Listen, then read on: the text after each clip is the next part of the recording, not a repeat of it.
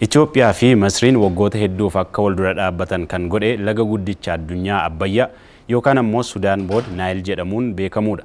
Afrikaa keessaa hidhii elektirikii gurguddaan lameen dhiyaa laga kanaa irratti ijaaraman. Isaanis dhiyeenya kana kan eebbifame hidha haaromsaa guddicha Itoophiyaa Abbayyaa irratti ijaaramee fi hidha guddicha Aswaan kan Masriitti argamu waggaa 60 dura ijaaramee eebbifameedha. Viidiyoo kana keessatti hidha elektirikii gurguddaa lameen kunneen wal bira qabuun wal dorgomsiisna. Haga dhumaatti nu faana tura.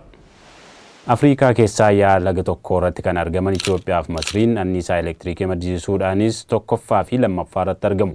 Hanga yeroo dhiyootti hidhi Aswaan guddichi anniisaa elektirikii meegaawaatii 2100 maddisiisu Afrikaa keessaa tokkoffaa ture. Amma garuu Afrikaa keessaa tokkoffaan akkasumas akka addunyaatti hidhaawwan anniisaa elektirikii gurguddaa keessaa tokko ka ta'e meegaawaatii 5150 kan maddisiisu hidha haaromsaa guddicha Itoophiyaati. Hidhi haaromsaa Itoophiyaa waxabajjii 30 bara 2011 lafa daangaa Sudaanitti dhiyaatee argamu gubaatti hojiinsaa eegalee waggaa 14 booda fulbaana 9 bara 2025 eebbifame. Itoophiyaan laga waggootaaf faarsuu malee irraa fayyadamteen beekne kanarratti piroojeektii humna ibsaa ijaaruu eegaluun salphaan turre. Ijaarsi isaa yeroo dheeraa fudhate bulchitoonni biyyattii sadii itti wal jijjiiruun hojii ijaarsa isaa hooggananiiru. Ministeerri muummee duraanii Itoophiyaa Mallas Zeenaawii bara warraaqsi garee Muslim Brotherhood jedhamaniin durfamu Masrii keessatti dhohe haala mijataa sana fayyadamuun ijaarsa isaa eegalchiisan. Sana booda aangoo kan qabatan ministeerri muummee Hayilamaariyaam Dassaaleeny ijaarsa hidha kanaa itti fufsiisan. Ministeerri muummee Abiyyi Ahmad ammoo ni xumursiisan. Hidhi Aswaan guddichi garuu akka kana osoo hin taane bara bulchiinsa nama tokkoo keessatti ijaaramee xumurame. Amajjii 9 bara 1960 haga 1970 gidduutti waggaa 10 keessatti ijaaramee xumurame. Garuu bishaan hidhichaa sadarkaa anniisaa maddisiisuu danda'u isa olaanaatti guutee ka xumurame bara 1976 ture. Bara Gamaal Abdel Naasir pirezidaantii Masrii turan keessa waan ijaarameef akka gumaacha pirezidaantichaatti ilaalama. Garuu bara 1971 ka eebbisiisan pirezidaantii yeroo sanaa biyyattii Anwar Saadaat. Yaa laga Naayil bakka Aswaan jedhamutti kan ijaarame hidhi Aswaan guddichi Masrii kun akka kan Itoophiyaa osoo hin taane gargaarsa alaatiin ijaarame. Itoophiyaan hidha haaromsaa ijaaruuf gargaarsa alaa tokkollee akka hin gaafannee fi humna lammiilee biyyattiitiin guutummaa guutuutti akka ijaarte ibsiti. Pirezidaantiin Ameerikaa Doonaald Tiraamp biyyi isaanii maallaqaan gargaaruu himanillee. Raashiyaan ijaarsa hidha haaromsaa Aswaaniif doolaar Ameerikaa miliyoona 425 baasteetti. Hidhi Aswaan guddichi kun meetira 3830 dheerata. Hojjaansaa immoo meetira 111. Bishaan meetir kiubii miliyoona 43 qabata. Garuu haroon guddichi hidhi kun uume hara Naasir ka jedhamu walumaa galatti giddugaleessaan bishaan meetir kiubii biliyoona 150 ta'u qabachuu danda'a. Haroon kun dheerinni isaa kiiloomeetira 479 yoo ta'u bal'inni isaa inni guddaan kiiloomeetira 16 ta'a. Walii galatti lafa kiiloomeetira squeerii 5250 qabatee jira.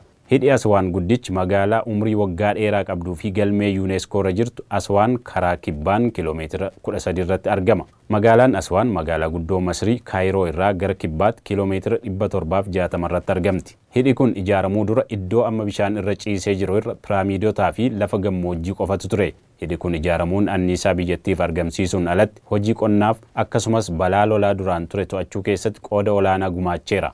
Ijaarsa isaaf maallaqi doolaar Ameerikaa biliyoona 5 ta'uu ba'uu kan himamu hidhi haaromsaa guddicha Itoophiyaa kiiloomeetira 1.8 dheerata. Hojjaansaa meetira 145. Sababa ijaarsa hidha kanaatti haroon namtolchee uumame Nigaat jedhuun moggaafame bara 2020 guutamuu eegale. Bara 2024 guutamee kan xumurame haroon Nigaat wayita guutummaatti bishaan guutuu bishaan meetir kiubii biliyoona 74 qabachuu akka danda'u ibsameera. Dheerinni haroo Nigaat ammoo kiiloomeetira 246 yoo ta'u gadi fageenya haga meetira 140 ta'uu qaba. Waliigalatti kiiloomeetira squeerii 1874 bal'ata. Lafti haroon kun irra buufatee jiruu fi lafti duwwaan daangaa haroo kanaa ta'e walumaa galatti kiiloomeetira squeerii 172 fi 250 ta'a. Haroon namtolchee kun haroowwan gurguddoo Afrikaa keessaa isa jalqabarratti eeramu ta'a. Haroo guddicha Vooltaa jedhamu kan Gaanaatti argamu ni caala. Haroo Naasir kan daangaa Masrii fi Sudaan irratti argamuun dorgoma. Akkasumas haroowwan piroojeektoota anniisaa gurguddoo addunyaa kanneen akka haroo Kaaribaa fi Three Gorges jedhamu faana toora tokkotti waamama. Haroon Nigaat wayita guutee duubatti babal'ataa deemu odoolaawwan 70 caalan uuma. Haroon Nigaat bishaan qulqulluu iddoo jireenyaa lubbu qabeeyyii hedduu ta'eera. Horsiisa qurxummiif akkaan mijataadha. lafa daangaa biyyaa irratti argamuu fi takkaa qotamee hin beekne magariisatti deebiseera. Kun ammoo hojii qonnaafis haala mijeessa. Iddoon piroojeektii humna ibsaa kun giddugala biyyaarraa baay'ee fagaatus mootummaan ministeera muummee Abiy bakka kanaaf xiyyeeffannaa addaa kennuun akka misoomsu ibseera. Akkasumas lammiileen dhiyeenya haroo kanaatti argaman kanneen sababa misoomawwan bu'uuraa hin jirreef akkasumas gogiinsaan rakkataa turan amma carraa hojjetanii misoomuu argatu.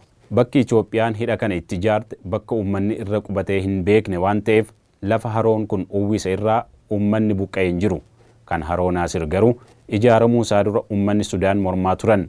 Bakka haroon kun irra buufaterra baay'inaan uummata Nuubiyaa hortee Kuush ta'antu jiraachaa turan. Sababa kanatti Masriin namoota hedduu buqqisteetti. Haroon kun wayita guutu lafa Sudaan hedduu jalaa weerare. Qaamni haroo kanaa gara caalu daangaa Masrii keessa ta'us muraasni garuu Sudaan keessa buufateera. Kanaaf warri Sudaan haroo Nuubiyaa jedhanii waamu. Itoophiyaan anniisaa elektirikii oomishuuf maddeen haaromfaman kanneen akka bishaanii, ifa aduu yookiin soolaar paawar, humna bubbee fi anniisaa lafa jalaa yookiin ji'ootarmaalii akkasumas balfa fayyadamti. Dhiyeenya kana immoo ministeerri muummee Abiy Ahmad eebba piroojeektii hidha haaromsaa guddicha Itoophiyaa irratti akka ibsanitti anniisaa niwukilaraa fayyadamuufis qophii akka qaban ibsaniiru. Masriin anniisaa elektirikii oomishuuf gara caalu gara 90% dhagaa ciree irratti hundoofti. Bishaan irraa kan isheen oomishtu 5% caalu.